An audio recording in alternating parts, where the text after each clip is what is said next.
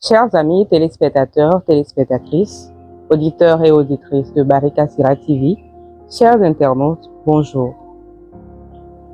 Bienvenue dans cette émission spéciale Récap JMJ dédiée à l'évaluation générale de la plus grande rencontre mondiale des jeunes à Lisbonne ce début août 2023 passé. En effet, plus d'1 million de jeunes venus de 157 pays du monde entier se sont réunis pour une semaine d'intenses activités. Pour nous en dire plus, aujourd'hui, nous avons invité dans nos locaux la star de Jésus, Révérend Père Jean. Bonjour. Bonjour. Bonjour, Matt. S'il vous plaît, mon père, vous pouvez vous présenter plus à nos internautes et nous dire plus sur la JMJ. Voilà, moi c'est le Père Jean, Jean Amégli. Je suis jésuite, prêtre. Voilà, je promeus et j'encourage les jeunes à travers notre organisation qu'on appelle Barika Sira, le chemin de bénédiction. D'accord. Merci, mon père. Dites-nous, quelle est la définition exacte des JMJ? Les JMJ veut dire tout simplement Journée mondiale de la jeunesse. Journée mondiale de la jeunesse. Et quelque chose qui a commencé déjà avec le pape Jean-Paul II, de vénérée mémoire, qui est saint maintenant, depuis les années 1984 à Rome, où il réunit un certain nombre de jeunes. Déjà, vous savez que c'est déjà le temps moderne. Et les jeunes qui sont en train de quitter l'église, on ne voit plus un grand nombre de jeunes dans l'église, et voulait les ramener, leur dire qu'ils font l'espérance en fait de ce monde-là, l'espérance de l'église. Sans ces jeunes-là, sans des jeunes concrets qui chantent, qui dansent, qui animent la catéchèse ou tout cela dans l'église, l'église est laissée à lui-même et meurt. D'accord. Merci, mon père. Quels sont les derniers chiffres recueillis par rapport à la participation de ces journées? Qu'en est-il de l'Afrique? Oui.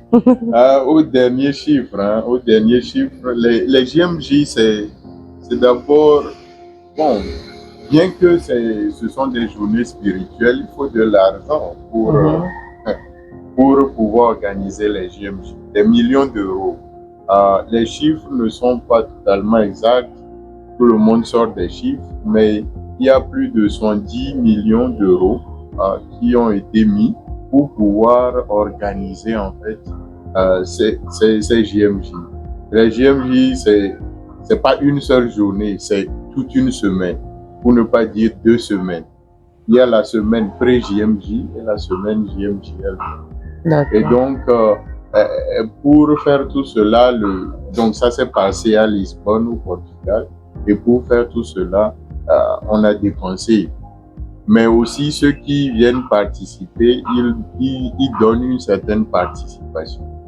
Et donc, les derniers chiffres, c'est que pour le CJMJ de Lisbonne 2023, il y a eu plus de 20 000 volontaires, donc de tous les pays, pas seulement les Portugais même, mais d'autres pays peuvent s'inscrire comme volontaires.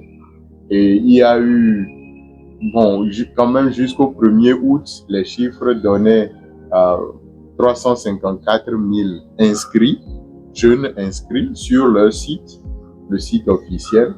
Et il y a plus de 10 000 prêtres. 10 000 prêtres se sont inscrits aussi. On ne les compte pas parmi les 354 000. Donc 20 000 volontaires, comme je l'ai dit. Voilà, plus de 700 évêques. Voilà, on prépare. Et bon, dans tout cela, à la fin, en fait, on a eu plus d'1 million, 1 million jusqu'à 2 millions de jeunes venus. Et parmi ces groupes-là, tu as le groupe des Espagnols qui sont les plus nombreux. Oui, les Espagnols sont, surtout chez les jeunes, la foi est encore très, très grande. Les Espagnols. Après les Espagnols, tu as les Portugais eux-mêmes. Bon, c'est pas un grand pays, hein, ils sont pas si nombreux. Donc, après les Portugais eux-mêmes, tu as la France, l'Italie. Voilà les grands groupes qui sont là. Et donc, comme petit groupe, en venant à votre question, l'Afrique, bien sûr. Donc, personnellement, j'ai participé au GMJ. J'ai rencontré très peu d'Africains. C'est-à-dire, tu vois que la couleur qui est un peu plus propagée, c'est la race blanche, la peau blanche, mais tu vois peu d'Africains. Mais il y avait des Africains. Il y avait une délégation même du Mali, j'en ai rencontré une dizaine du Mali, qui est en crise. Ça veut dire que c'est un grand espoir pour l'église du Mali d'aujourd'hui, et même pour l'Afrique. Il y avait une délégation togolaise, bien sûr, une vingtaine de jeunes prêtres et laïcs, mais il n'y avait qu'une seule sœur parmi eux. Bon, moi, je fais toujours les paradoxes et contradictions pour dire combien il faut plus d'efforts. Ouais, il y avait que deux femmes laïques dans tout ce groupe-là, dans des vingtaines, plus de prêtres. Et bon, ça veut dire, les GMJ, c'est d'abord pour les jeunes, pas pour les prêtres.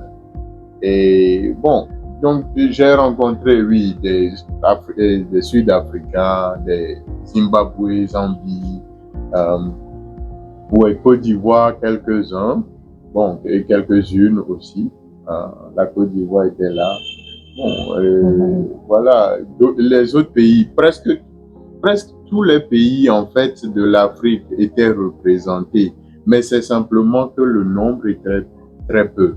Et je connais tout un grand groupe au Nigeria et au Ghana qui ont été, leur visa a été refusé, malheureusement, et qui n'ont pas pu venir. Et voilà un peu, c'est ça, c'est un peu le bas qui blesse pour la GM. Voilà. Ouais. Voilà. Qu'est-ce qui a marqué plus l'attention des jeunes durant ces journées?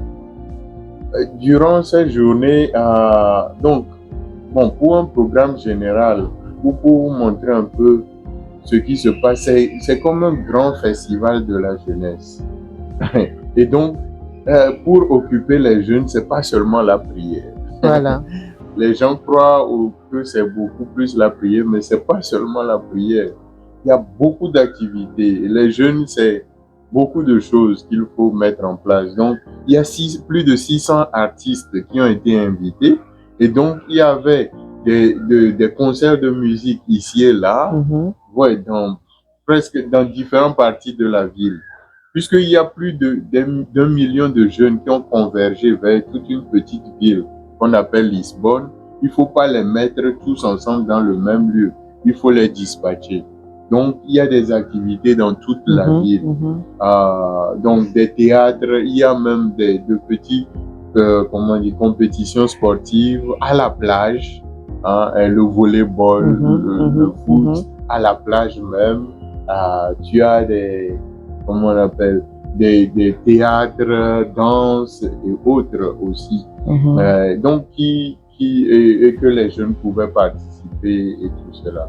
Donc, le matin des GMJ, tu as ce qu'on appelle la catéchèse, où un évêque avec sa délégation. Donc, j'ai vu l'évêque de Kikwit, je crois, là-bas au Congo. Bon, il était avec la délégation francophone et donc, il a animé toute une adoration avec les chants de Thésée et tout ça. Et après, il y a des discussions. Il y a un thème qui est donné et tout. Et on laisse les jeunes poser des questions. C'est le temps pour eux de dire qu'est-ce qu'ils portent comme question pour l'église ou pour l'avenir. Et après, même des jeunes ont posé des questions pas possibles. Voilà. Sur la sexualité, sur la vie même et tout cela. Donc, tout cela, ça c'est la matinée. Donc, dans différentes paroisses, il y a de petits groupes qui se forment et on soit des adorations, des thèmes et tout ça, et qui se termine vers midi par une messe. Après l'après-midi, c'est tout ce dont je vous ai parlé. Il y a des exhibitions artistiques, des films qu'on met, des concerts et tout cela. Et dans tout ça, il y a aussi les grandes rencontres qu'on a eues avec le pape, l'accueil du pape le mardi 2 août ou 1er août plutôt. Et au milieu, il y a eu aussi le chemin de croix le vendredi, la veillée avec le pape le samedi et la messe finale le dimanche. Donc c'est ça. Et il y a aussi, en fait, dans un grand parc, ils ont installé ce qu'on appelle la Cité de la Joie. La Cité de la Joie. Et c'est un concept très beau que j'ai beaucoup aimé. En fait, dans cette Cité de la Joie, il y a en fait deux grands trucs. L'un, une partie où il y a des confessionnaux, c'est-à-dire les lieux où les gens peuvent aller faire ce qu'on appelle le sacrement de réconciliation, la confession. Et donc, les prêtres sont là pour confesser dans toutes les langues. Et vous avez aussi toute une partie où les prêtres, les religieux, je sais pas, de petites organisations, ils mettent des stands pour parler de ce qu'ils font, parler de leur vocation, intéresser les jeunes à ça. Voilà un peu, et on appelle la Cité de la Joie. Cité de la Joie aussi parce que dans cette réconciliation que les jeunes vont faire avec le Seigneur, ils retrouvent la joie de se reconnecter avec leur Dieu. Voilà. Et ces confessionnaux sont bâtis, vous pouvez le voir à l'écran en train de passer. En fait,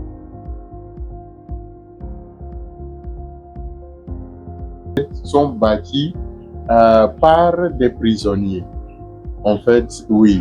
Donc, il y a 150 confessionnaux comme ça. C'est en forme comme ça. Vous voyez bien l'écran. Donc, et c'est bâti par des prisonniers et fait en bois, très beau. Et c'est là où les jeunes viennent et se font confesser. Très beau à voir, oui. Et donc, tout un parcours, voilà, c'est ça. Et réconciliation, reconnecter avec le Seigneur. Je vois que vous avez vraiment vécu de moments forts au cours de ces JMJ. Mais le nombre peu de participants africains m'amène à vous poser cette question. Est-ce que c'est le manque de communication au niveau de l'Afrique ou des problèmes financiers? Bon, selon vous, qu'est-ce qu'on peut faire pour pallier c'est-à-dire aux prochaines éditions, que l'Afrique participe ou bien qu'il y ait plus de participants au JMJ?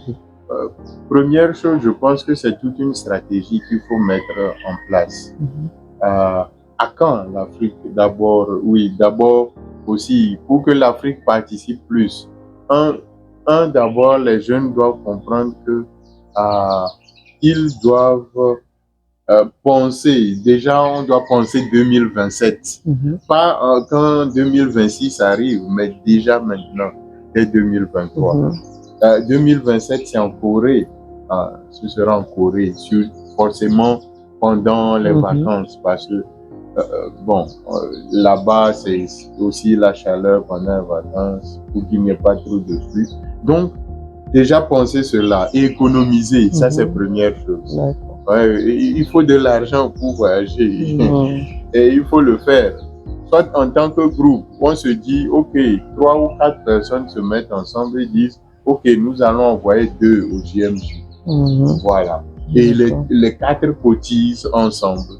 Parce qu'on sait, nos jeunes n'ont pas l'argent, mais tout le monde ne peut pas aller. Bon, on se dit, ok, cette fois-ci, 2 personnes vont, au prochain JMJ, on envoie d'autres personnes. Voilà quelque chose déjà qu'on peut penser. Deuxième chose qu'on peut penser aussi, c'est comment dire, voir et pousser, que les jeunes qui m'entendent poussent leurs prêtres accompagnateurs à créer des JMJ locaux. Mais sur le design de ce dont j'ai raconté tout à l'heure.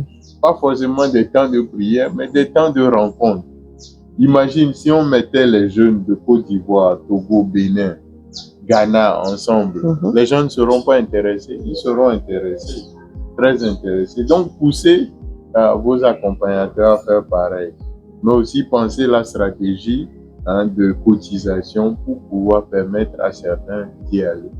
Voilà. D'accord. Merci, mon père. Quel message du pape vous a plus inspiré ou inspiré les jeunes que vous avez rencontrés? Je crois en écoutant certains jeunes, oui, beaucoup. Il y a un qui parlait d'un des messages du pape. Bon, le pape a dit beaucoup de choses en disant n'ayez pas peur, n'ayez pas peur pour surtout une génération qui a peur, surtout avec la guerre en Ukraine, tout ça. Bon, une génération qui a peur de elle est sa place dans l'église et tout. Bon. Et donc, il y a toujours ce message de n'ayez pas peur qui vient. Mais à part ce message, bon, personnellement, un des messages du pape qui m'a touché, c'est quand il dit que l'amour de Dieu est sans maquillage. L'amour de Dieu est sans maquillage. Ça veut dire simplement que, et il continue en disant Dieu nous surprend toujours. C'est-à-dire Dieu ne porte pas des gants pour nous aimer, pour nous embrasser. Il nous prend tel que nous sommes, quoi. Et c'est là ce qui est très beau, en fait, dans cet amour du Christ. Et il y a un des jeunes qui me partageait et qui me disait combien l'un des messages aussi qui l'a touché, c'est que le pape disait que Jésus nous aime tous, et tous tels que nous le sommes, et il nous attend et il veut que nous ayons à lui. Voilà un peu l'un ou l'autre des messages oui, que j'ai entendu dire. Voilà. D'accord, merci. Bon, sur les réseaux, nous avons aussi suivi et le pape a fait répéter Todos. Oui. Bon, pensez-vous que les besoins de l'Église en Afrique sont pris en compte par le pape ou l'Église en général? Bon, le pape, il voit d'une manière générale, mais bon, quand on dit Todos, oui, comme Todos, que Dieu vous aime tous, oui. Et l'Église vous accueille tous, c'est pour vous l'Église. Bon, le pape, et je crois, bon, dans sa dernière visite à Kinshasa, il a vraiment touché du point du doigt les problèmes, les problèmes de la colonisation, les problèmes de la corruption et tout ça, et aussi des puissances européennes qui viennent manger des richesses de l'Afrique. Il a touché du doigt cela. Mais je pense que l'Église doit faire encore plus. Il y a beaucoup encore à faire de ce point de vue. Bon, on a dit tout à l'heure que bon, ce qui a inspiré les JMJ, c'est parce que les jeunes quittaient l'Église. Donc, en Afrique, bon, à l'heure actuelle où nous sommes, vous savez, les jeunes sont pleins dans l'Église. Ils veulent même travailler, c'est seulement qu'on ne leur confie pas beaucoup de choses. Tu vois? Donc, c'est bon. Des fois, le truc n'est pas pour nous, en fait. Tu comprends que, bon, il y a des messages, c'est beaucoup plus pour les gens de là-bas, de l'Europe ou tout ça, où le christianisme est en train de dégringoler. Mais il faut encore plus d'efforts pour que l'Église comprenne et d'abord intègre nous ce que nous vivons en Afrique. Tu vois, et ce que nous vivons en Afrique, c'est très important. Moi, je dis, on n'a pas, bon, les grandes questions que les gens ont en Europe maintenant sur le LGBT, c'est-à-dire les lesbiennes, homosexualité, tout ça. Bon, c'est pas un grand problème en Afrique. Le problème qu'on a en Afrique, c'est le problème de l'emploi, le problème de la nourriture, du manger. Oui, est-ce que l'Église, même d'Afrique, essaie de voir et d'aider même les jeunes qui sont à l'intérieur à avoir de l'emploi. Est-ce qu'on s'organise pour que, bon, au moins, on a de grands ingénieurs, des gens, bon, qui sont dans l'église, qui ont déjà un certain standing, des entrepreneurs. Est-ce que ces chrétiens-là qui ont déjà réussi, est-ce qu'ils intègrent les jeunes qui cherchent même des stages ou du boulot et tout ça? Donc, voilà, des trucs que, bon, le pape ne touche pas. Tu vois? Et on sent que, bon, l'église, c'est un peu comme si l'église s'arrête aux gens d'Europe, là où un message est propre à eux. Mais l'église d'Afrique a besoin non seulement qu'on se bat, l'Afrique doit se battre. C'est-à-dire qu'il y a plein de trucs, plein de solutions qu'on peut apporter à l'Afrique d'aujourd'hui. L'église d'Afrique, en fait. L'église d'Afrique doit se réveiller. Tu vois, des paroisses où bon, je peux dire, bon, je suis prêtre, mais je vais le dire, moi, je dis la vérité toujours. Il y a une paroisse où on escroque encore les chrétiens alors qu'ils n'ont pas d'argent. Au lieu d'avoir vraiment un projet pour ces chrétiens-là et qui leur apporte de l'argent. Avant, c'était l'église qui amenait l'argent aux gens. Maintenant, l'église soutient l'argent des plus pauvres. Les chrétiens en Afrique, c'est pas du tout OK. Et il faut le dire, c'est pas du tout OK. Donc, c'est ça, nous devons repenser. Et ces idées, questions-là ne sont pas touchées vraiment par le pape. Et donc, et l'Église en Afrique doit se battre pour dire tout cela. Hein? Et aussi aider les chrétiens, nos jeunes. Bien, aujourd'hui, ils sont dans l'Église, mais demain, ça va arriver. La même chose qui arrive en Europe aussi. Ils vont quitter, ils vont s'occuper à autre chose. Donc, devons nous réveiller très tôt et savoir que nous devons nous battre pour nos propres problèmes. Personne ne va se battre. L'Église est universelle, mais chacun se bat pour ses problèmes. Et c'est en fait ça qu'on appelle l'Église synodale, le synode dont on parle. Un synode, c'est que chaque Église sait les problèmes dont il regorge et essaie de tacler ces problèmes. Voilà. D'accord. Merci mon père. Donc c'est la 16e édition des JMJ cette année. La prochaine serait en Corée du Sud, ce qu'on sait déjà. Maintenant, selon vous, à quand l'Afrique alors? À quand l'Afrique? C'est une des questions que beaucoup se posent et aussi sur les réseaux sociaux. À quand l'Afrique? Jusqu'au jour où on aura l'argent. Je pense que nous devons nous battre pour travailler. Et du travail, il y aura l'argent. Parce que, comme je l'ai dit au début, en fait, pour faire les GMJ, il faut de l'argent. C'est pas seulement, bon, si c'est que c'est là où il y a plus de chrétiens, on n'ira pas forcément au Portugal ou maintenant en Corée du Sud. Corée du Sud fait 14 à 16% de chrétiens. Mais bon, et si c'est en Asie qu'on veut aller, il y a 98% de chrétiens aux Philippines. Non, on ne va pas là-bas. Bon, c'est un pays assez pauvre. Donc, les GMJ, il faut de l'argent. Et ce n'est pas seulement l'Église. L'Église donne une partie, je peux dire 20 à 40%. Mais la plupart de l'argent soit vient du pays ou soit vient de l'organisation du pays en place. Donc le Portugal, oui, l'État a voté un certain nombre de millions et l'Église aussi a cherché de l'argent et le Vatican aussi a envoyé quelques fonds. Mais c'est à vous c'est au pays organisateur. Donc il y a des lieux pour le faire en Afrique. En Côte d'Ivoire, on a une grande basilique, c'est possible. Tu vois, et au Kenya, c'est possible. On a accueilli le pape plusieurs fois au Kenya. Donc, en Afrique du Sud, c'est possible. Donc, on a des lieux. Mais il faudrait que l'Église aussi se bat, se fasse plus vivante. Sinon, les JMJ, on a dit c'est mondial. Les journées mondiales, c'est pas les journées européennes de la jeunesse. Mais il faudrait se battre pour ça. Voilà. Donc, l'Afrique peut, hein? L'Afrique peut.